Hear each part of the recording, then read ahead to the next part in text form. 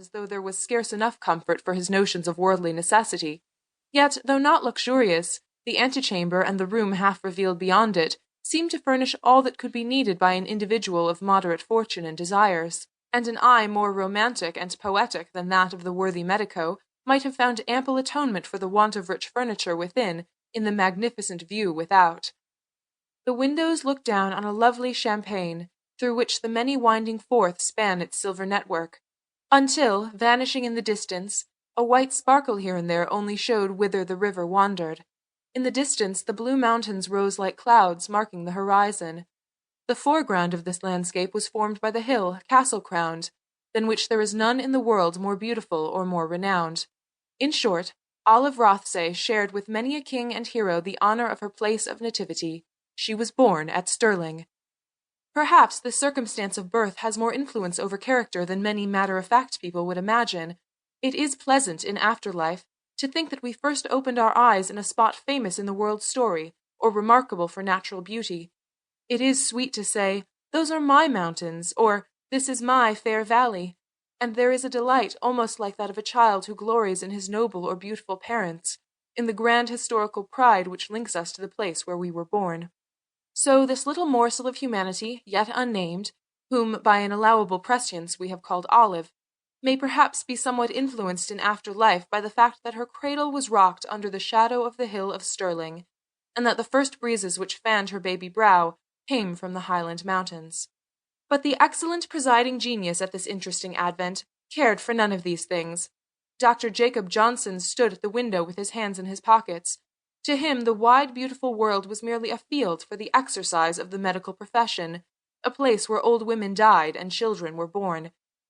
He watched the shadows darkening over Ben Ledi, calculating how much longer he ought in propriety to stay with his present patient, and whether he should have time to run home and take a cosy dinner and a bottle of port before he was again required. "Our sweet young patient is doing well, I think, nurse," said he at last in his most benevolent tones. "You may say that, doctor, you should ken. I might almost venture to leave her, except that she seems so lonely, without friend or nurse save yourself." "And was the best nurse for Captain Angus Rothesay's wife and bairn, but the woman that nursed himself?" said Elspie, lifting up her tall gaunt frame, and for the second time frowning the little doctor into confused silence. "And as for friends, ye shall just be unco glad of the chance that garred the leddy bide here, and no amang her ain folk, else there wouldna hae been such a sad welcome for her bonny bairn. Maybe a war, though," added the woman to herself, with a sigh, as she once more half buried her little nursling in her capacious embrace. "I have not the slightest doubt of Captain Rothesay's respectability," answered Dr. Johnson. Respectability applied to the scions of a family which had had the honour of being nearly extirpated at Flodden Field, and again at Pinkie. Had the trusty follower of the Rothesays heard the term, she certainly would have been inclined to annihilate the presumptuous Englishman.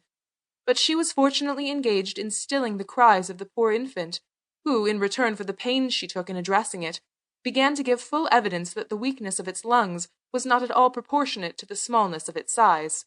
"Crying will do it good. A fine child, a very fine child," observed the doctor, as he made ready for his departure, while the nurse proceeded in her task, and the heap of white drapery was gradually removed, until from beneath it appeared a very, very tiny specimen of babyhood. "You need not trouble yoursel to say what's no true," was the answer. "It's just a bit bairny, unco sma, and that's nae wonder, considering the puir mither's trouble." "And the father is gone abroad?" "Just 2 months since syne." "But doctor, look ye here," suddenly cried Elspie, as with her great brown but tender hand she was rubbing down the delicate spine of the now quieted babe. "Well, what's the matter now?" said Dr. Johnson rather sulkily, as he laid down his hat and gloves. "The child is quite perfect, rather small perhaps, but as nice a little girl as ever was seen. It's all right." "It's no recht," cried the nurse, in a tone trembling between anger and apprehension. "Doctor, see!" She pointed with her finger to a slight curve at the upper part of the spine, between the shoulder and neck. The doctor's professional anxiety was aroused. He came near and examined the little creature, with a countenance that grew graver each instant. "A wheel?" said Elspie inquiringly. "I wish I had noticed this before, but it would have been of no use," he answered, his bland tones made earnest by real feeling. "Eh, what?"